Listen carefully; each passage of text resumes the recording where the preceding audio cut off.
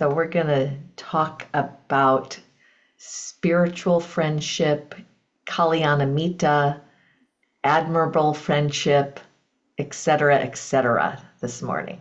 And some of the et ceteras, we'll be talking some about retreats and how these kinds of friendships commonly develop on retreats. We have two paragraphs in our book, Reflective Meditation, Cultivating Kindness and Curiosity in the Buddha's Company. And we thought we'd start off reading those two paragraphs and then jumping off from there. You want me to start? Okay. Kalyana-mitta is the Buddhist idea of spiritual friendship. This ideal is at home in both monastic and lay communities. Someone involved in such friendship is known as a Kalyana-mitta, a good friend, a virtuous friend, noble friend, or admirable friend. Knowing each other by practicing Dharma together, most Sanghas become a circle of spiritual friends. And by the way, this morning I like the translation admirable friend. That's my favorite this morning.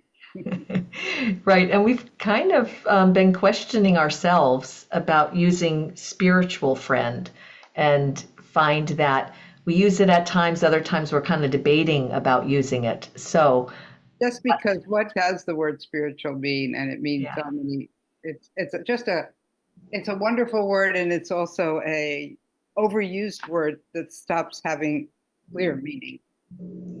And I think it's probably better used in context. So there's a certain way that it really fits, and other times it's not quite what we're talking about. So that's what we're trying to get at. Right. So admirable friends is what we're talking about. Good friends is what we're talking about. So the Pali Canon includes a conversation between the Buddha and his closest disciple, Ananda, in which the latter enthusiastically declares, "This is half of the spiritual life, admirable friendship, admirable companionship, admirable camaraderie." The Buddha replies, "Don't say that, Ananda. Don't say that. Admirable." I get to say it all these times, and I'm kind of choking on it.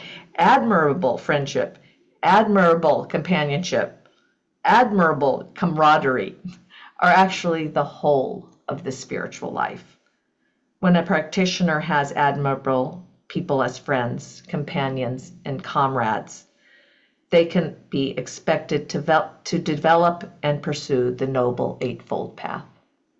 I have a couple of responses to your reading. First is the difficulty with pronouncing the word admirable may parallel with maybe the difficulty in really finding people that we can rely on in this way, who, stick by and are admirable and how they relate to us. I think it's challenging. The second thing I wanted to say is I want to change the last sentence, even though it's right from the teachings, and say they can expect it to develop and pursue along all of these teachings, not just the Eightfold Path, but yes, the Eightfold Path, but much more. Right. And there might be the idea that the Eightfold Path encompasses all of the teachings. Right. Which is a good way of looking at it too. Yeah.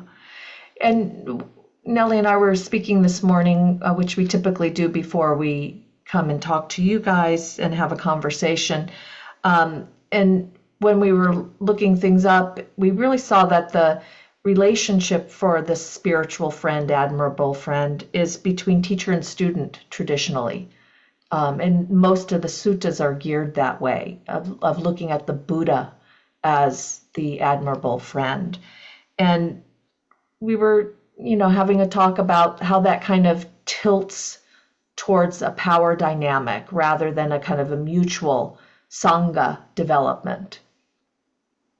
And, I was going the opposite way, Linda. So, but I think both are true, actually, because I was thinking that it tilts it more towards mutuality. If you're saying the relationship between Buddha and one of his disciples is friendship, that takes the Buddha out of, our Lord, the Buddha, which probably is more, whatever Christian translation, using the word Lord, but to a more mutual one. But it's not actually how it usually or often plays out. Or how it was even then eventually translated, because it's kind of like if I have the Dalai Lama as a friend, it's a little different than if I just have, my friend down the street. There's a kind of name recognition that goes with the leader of a Sangha. But then again, I don't know that the Buddha was actually that. We really don't know how he was perceived within his community completely. Or how he wished to be perceived. Or he wished to be perceived, yeah. Yeah. But at any rate, us humans now, we know, really want heroes. We want an elevated teacher. And that is not what we offer here in reflective meditation. Could be part of why our sanghas are smallish. Yes, and why our retreats are smallish and why our groups are smallish. We're rooted in a kind of relationship that develops from doing the practice together, which I think other practices would say the same thing. So there's something different that we're trying to get at, like what develops on retreat when we go in and we listen to each other in a certain way, and we sit together and we sit in a circle and share our ideas, and we're not really putting a focus on a teacher-centered practice. Although, of course, we do take a lot of responsibility as teachers and do actually a lot of work. So it's not, it's the middle path here is what it is. Last weekend, we did an online retreat. I can't believe it was just last weekend. And at the closing circle, it was an interesting retreat. It was a little smaller than usual. And it was an interesting mix of people who'd been with us for a long time and people who were new or newish with us. But at the closing circle, there was one thing that kept being said over and over again, which is how surprised people were by how much they felt this Sangha that had gathered for this long weekend for this retreat, and how much they felt held, and how much, I'm going to say, sort of, because this is what I think develops respect, admiration, and caring. Right. And that was commented on, and actually I feel it's something that we offer, is that we invite people in not just to the Dharma, but to the Sangha, to a group of people that have been practicing together this way, that know how to listen and not give advice and not kind of take the conversation off into another realm, so to speak, and that it is something that goes together hand in hand. If the Dharma is open and inviting, which is one of the attributes of it, to find the people that way also really makes a difference.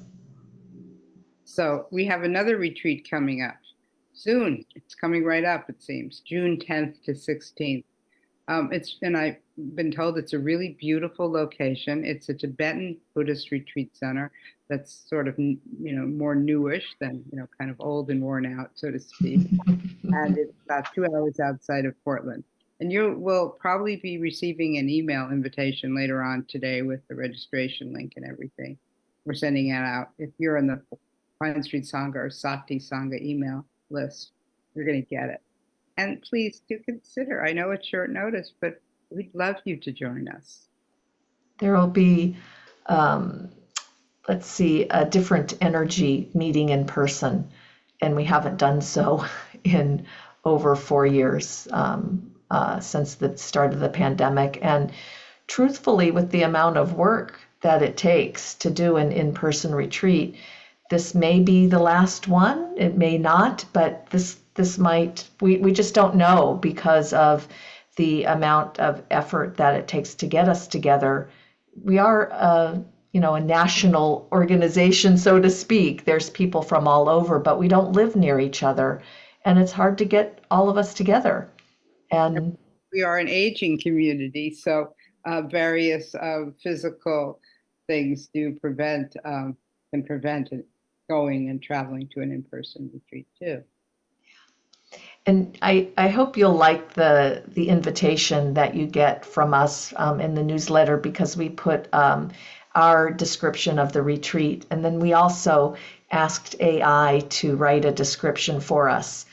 And it was really fun and very different than how we would say it. In fact, they told us at the very last sentence, this is the AI version, "Trust me, you don't want to miss out on this opportunity to strengthen yourself and have a blast while doing it."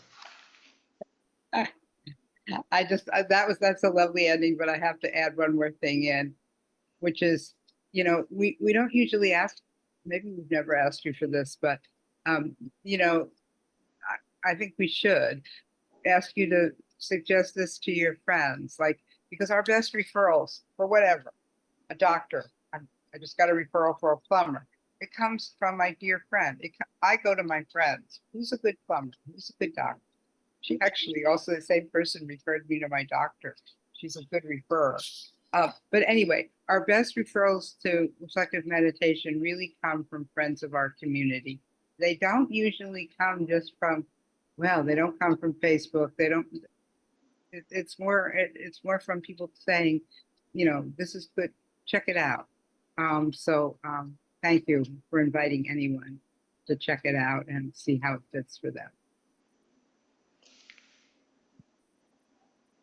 Okay, so it must be time to meditate, eh?